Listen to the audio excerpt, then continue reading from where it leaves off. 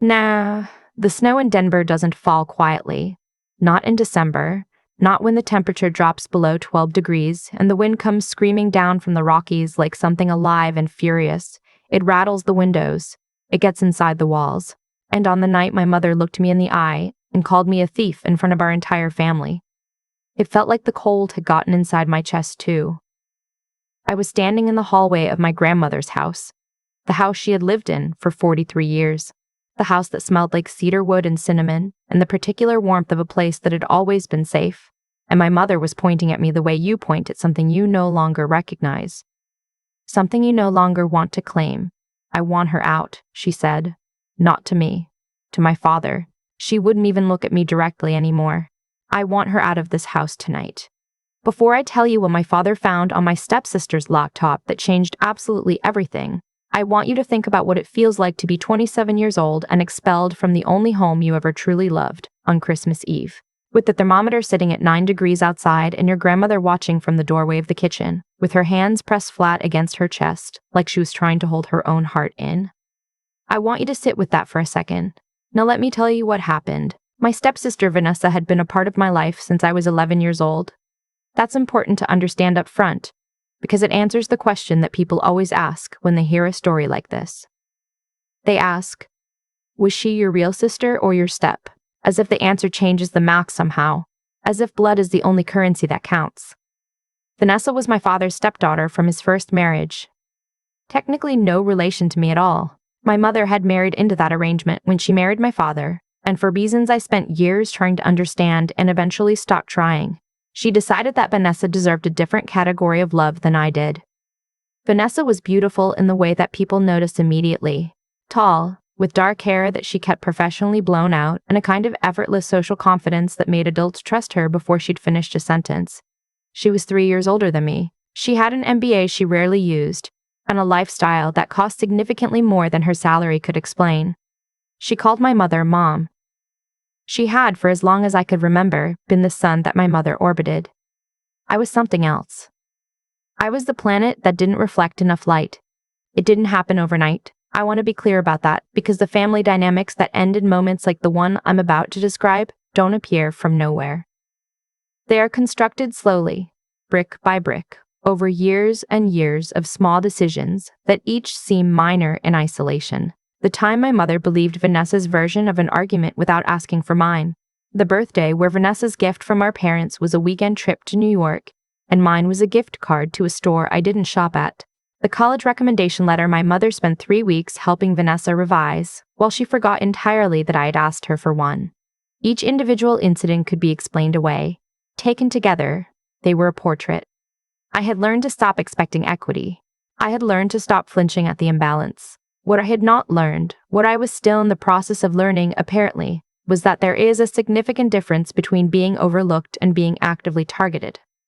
The trouble started 4 days before Christmas. My grandmother, Ruth, had decided that this would be the last big family gathering she hosted at the Denver house. She was 81, her knees were giving her real trouble, and she had been quietly discussing with her estate attorney what the future of the property would look like. She hadn't made any announcements. She hadn't changed her will. Not yet. But the conversation was happening, and anyone paying attention could feel it in the way she moved through the rooms, touching things, pausing longer than usual at the photographs on the walls. I was paying attention. I loved my grandmother with the particular fierceness of someone who has found their safest person and knows it. I had spent every summer of my childhood in that house.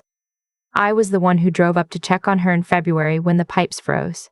I was the one who sat with her through her hip surgery 2 years ago, who organized her medications, who learned to make her chicken and dumplings exactly the way she liked it. Because the recipe was in her head and she was afraid of forgetting it. Vanessa came to Christmas. On the afternoon of December 21st, my grandmother noticed that her jewelry box was disturbed. She kept it on the vanity in the master bedroom, a mahogany box with a brass clasp that had sat in the same spot for 4 decades. She didn't keep much in it. A few pieces she wore regularly, and one piece she never wore but never moved, a diamond and sapphire ring that had belonged to her own mother, handed down through 3 generations, appraised at somewhere near $42,000. It was the kind of object that represented more than money. It was a physical thread connecting my grandmother to women she had loved and lost. The ring was gone. My grandmother came downstairs quiet. She didn't make a scene. She simply stood in the kitchen doorway and said she needed to speak with the family. We gathered in the living room, my parents, Vanessa, my grandmother's neighbor Helen, who had joined us for dinner, and me. My grandmother described what was missing. She said she wasn't accusing anyone. She said perhaps it had been moved during cleaning. Vanessa started crying before my grandmother had finished her second sentence. She turned to my mother, her face already arranged in an expression of devastated reluctance, and she said she had seen something.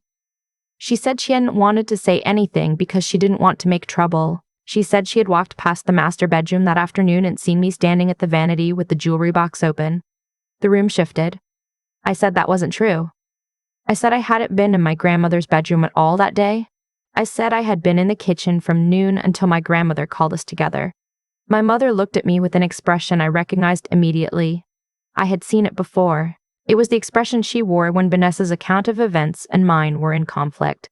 The expression that meant she had already decided, that the hearing was a formality, that the verdict had been reached before the first word was spoken. It was not a look of anger, exactly. It was something quieter, more final than anger. It was the look of someone who simply does not believe you. Not this time, not any time, not as a general matter of policy. "Why would she lie, Claire?" my mother said. And that was it. That was the entirety of the investigation.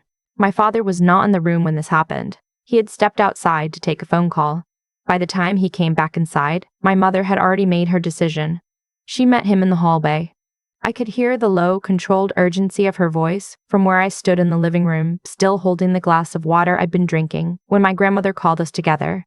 My hand steady only because I had decided some years ago that I would not let them see me shake. My mother came back into the living room. She stood in the center of the room, and she said she was sorry for this, that this was not how she had wanted Christmas to go, but that she could not in good conscience let the situation go unaddressed. She said that I needed to return the ring or tell them where it was, and that until I did, she thought it was best if I wasn't in the house. It was 9 degrees outside.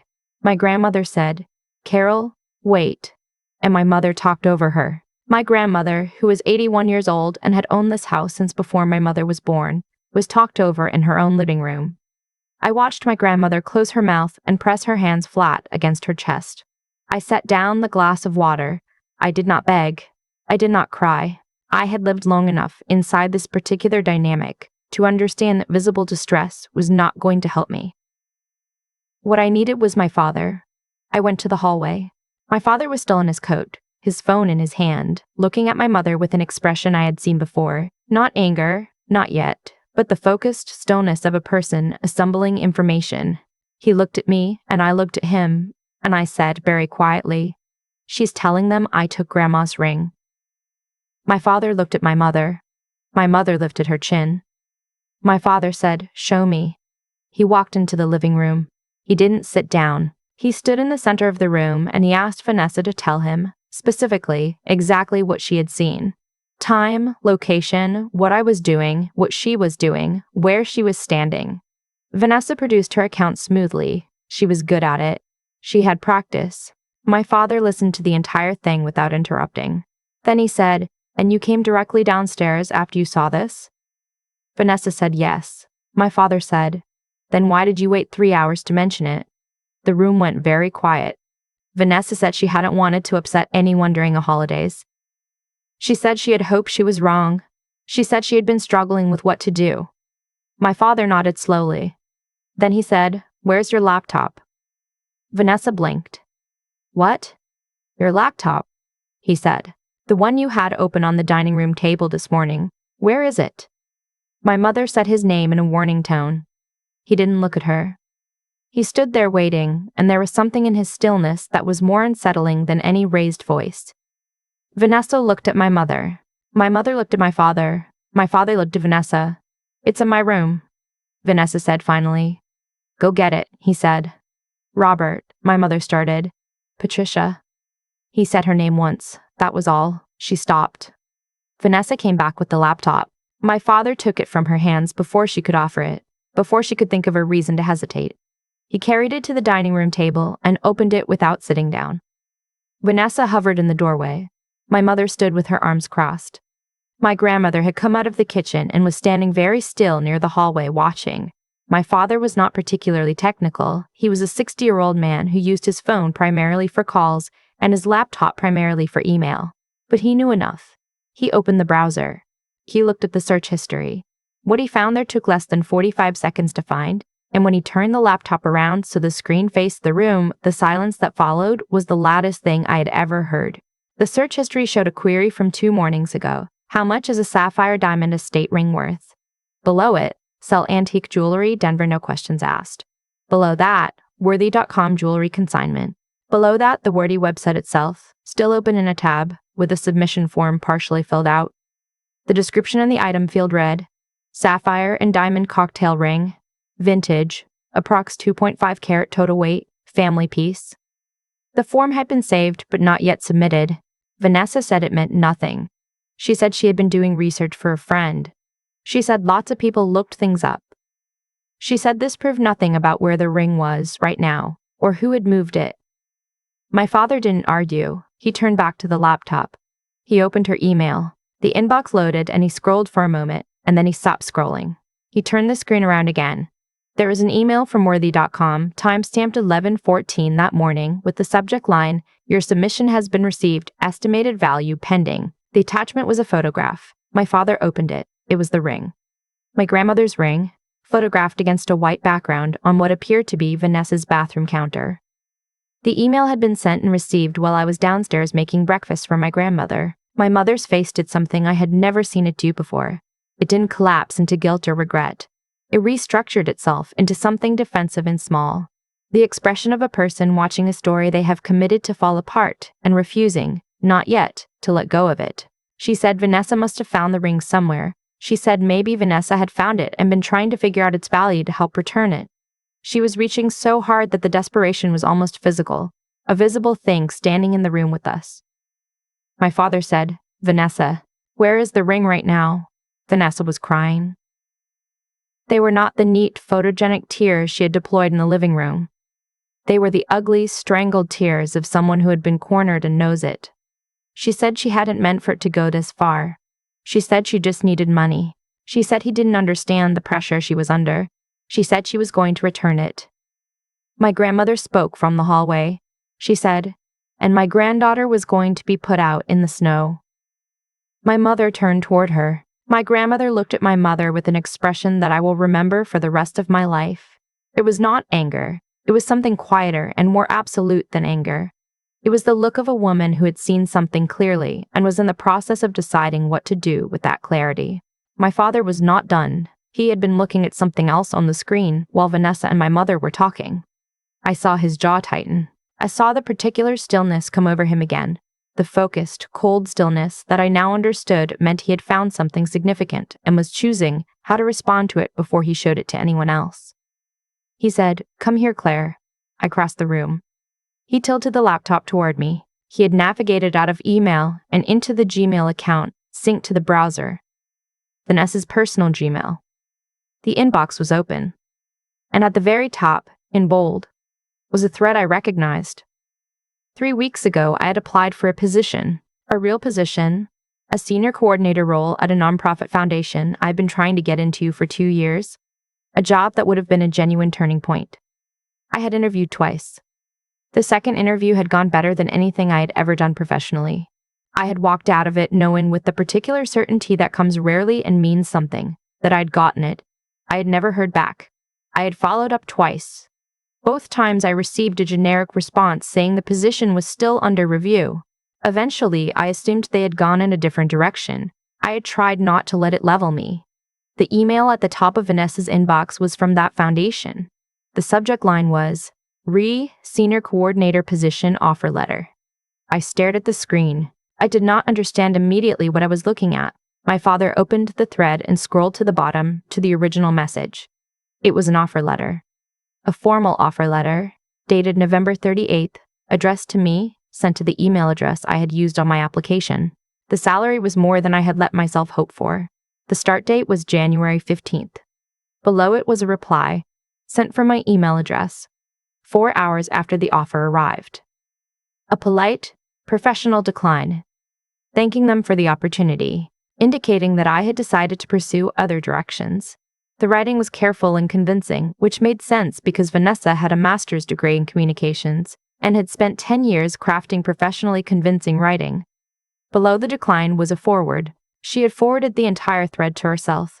The forward message contained one line: paper trail, just in case she ever asks why she didn't get it. Just in case I ever asked. She had thought about the possibility that I might notice, might inquire, might push back. And she had created a document to explain it away. She had been that deliberate. She had logged into my email account, declined a job offer on my behalf, deleted the evidence from my inbox, and saved her own copy in case she ever needed to produce it. My father read the screen twice. He read it a third time. He set the laptop down carefully on the table. He turned around and looked at Vanessa. He said, "You logged into her email." Vanessa's mouth opened. No sound came out. He said, "You declined a job offer she had earned. You deleted it from her account, and you kept a copy for yourself." "I was trying to protect her," Vanessa said, and even she seemed to hear how hollow it sounded as it left her mouth. "That job would have taken her away from the family. She would have had to relocate." "Stop," my father said. She stopped. The room was very quiet. The snow outside pressed against the windows. The furnace ticked. My grandmother was still standing in the hallway, and I heard her exhale once, a long, slow exhale that contained something I could not fully name. Relief, maybe. Or grief. Or the particular exhaustion of an 81-year-old woman who has watched something unfold for a long time and is finally watching it come to its end. My mother had not said anything in several minutes. I looked at her. She was standing with her arms still loosely crossed, but the posture had changed. It no longer looked like a defensive stance. It looked like the posture of someone who needs something to hold on to because the ground has shifted underneath them. She was staring at the laptop screen from across the room. She was doing the same arithmetic that I had watched her refuse to do for 16 years. And this time, the numbers were too large and too clear, and there were too many witnesses for her to set them aside. She said quietly, "Vanessa, it wasn't a question. It wasn't an accusation. It was just a name," said in a voice that sounded like something finally breaking open. Vanessa began crying again. She reached for my mother's arm, and my mother stepped back. It was a small movement, barely noticeable, just one step. But I'd watched my mother defend this woman against reality for my entire adult life, and that one small step backward told me something fundamental had changed. I stepped forward. I had been quiet through most of this. I had learned over the years that my voice in these situations rarely helped me, that the most effective thing I could do was stay clear and stay still and let the truth do its own work. But there are moments when staying quiet becomes its own form of surrender, and I had reached mine. I said, "I need you to understand what this is. This isn't a mistake. This isn't a mistake, a moment of weakness or bad judgment.